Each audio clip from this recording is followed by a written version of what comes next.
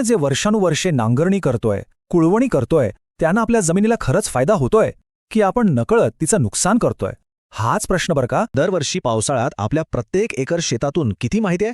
तब्बल 6 ते 12 टन सुपीक माती वाहून जाते. म्हणजे विचार करा, आपल्या जमिनीचा सगळा कस, सगळं सत्वच निघून चाललंय. हे नुकसान कल्पनाही करू शकत नाही इतकं मोठं आहे. आणि थांबा, गोष्ट फक्त माती वाहून जाण्यावर थांबत नाहीये. सततच्या नांगरणीमुळे जमिनीखाली दगडासारखा एक कडक थर तयार होतो, जो पाणी आत मुरूच देत नाही.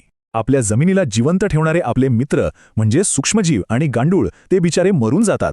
आणि सगळ्यात मोठी धोक्याची घंटा, जमिनीचा जो प्राण आहे ना, ज्याला आपण सेंद्रिय कर्ब म्हणतो, तोच कमी होतोय. मग आता प्रश्न येतो की या सगळ्या गंभीर समस्यांवर उपाय तरी काय?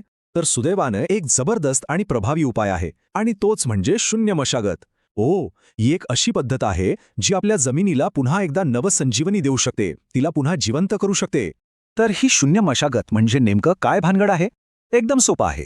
नांगरणी, कुळवणी, वखरणी यापैकी काही म्हणजे काहीच करायचं नाही.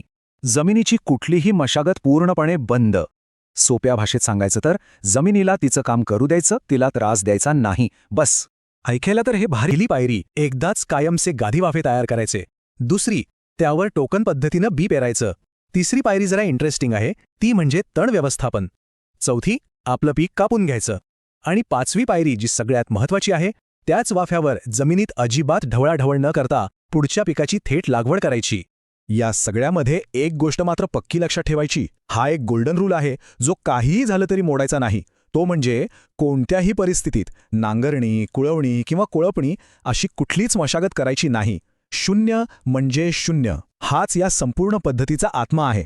ओके, आता मला माहितीये, हे सगळं ऐकून मनात बरेच प्रश्न आले असणार.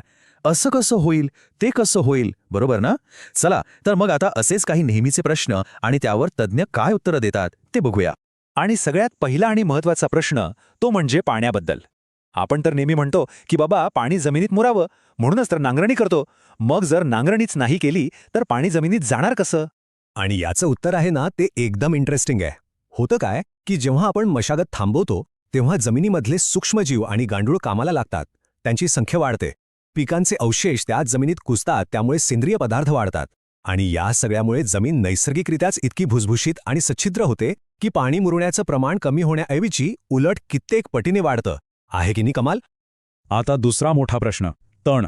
नांगरणी नाही केली तर तण तर माजेल ना, मग त्याचं काय करायचं, कसं निपटायचं त्याच्याशी? आणि इथेच खरी गंमत आहे. इथे आपल्याला तणाकडे बघण्याचा आपला दृष्टिकोनच बदलायचा आहे. बघा, पारंपरिक पद्धतीत तण म्हणजे आपला शत्रू, आपण त्याला मुळासकट उपटून बाहेर फेकून देतो. पण शून्य मशागत पद्धतीत तण म्हणजे आपलं नैसर्गिक खत, त्याला मुळासकट उपटायचंच नाही, फक्त वरच्यावर कापायचं. त्याची मुळं जमिनीतच कुजतील आणि जमिनीला खत देतील. म्हणजे बघा, जो कालपर्यंत शत्रू होता तोच आज आपला मित्र झाला. तर मग या सगळ्याचा अर्थ काय? सोप्या भाषेत सांगायचं तर खर्च कमीत कमी आणि नफा जास्तीत जास्त, हेच आहे शून्य मशागत तंत्रज्ञानाचं सार. चला एकदा पटकन फायदे बघूया. 1. मशागतीचा खर्च 0. 2. जमिनीची सुपीकता वाढते. 3. जमिनीत पाणी जास्त काळ टिकून राहतं. 4. जमिनीची धूप पूर्णपणे थांबते. आणि या सगळ्याचा अंतिम परिणाम काय? तर पिकाचं उत्पादन वाढतं आणि मालाचा दर्जाही एकदम सुधारतो. म्हणून एक गोष्ट आपण सगळ्यांनी लक्षात ठेवली पाहिजे. आपल्याला जर आपल्या पुढच्या पिढ्यांसाठी चांगली शेती ठेवायची असेल, आपल्या जमिनीला जिवंत ठेवायचं असेल, तर शून्य मशागत हा आता फक्त एक पर्याय उरलेला नाही, तर ती आजच्या काळाची सर्वात मोठी गरज आहे. यावर विचार नक्की करायला हवा.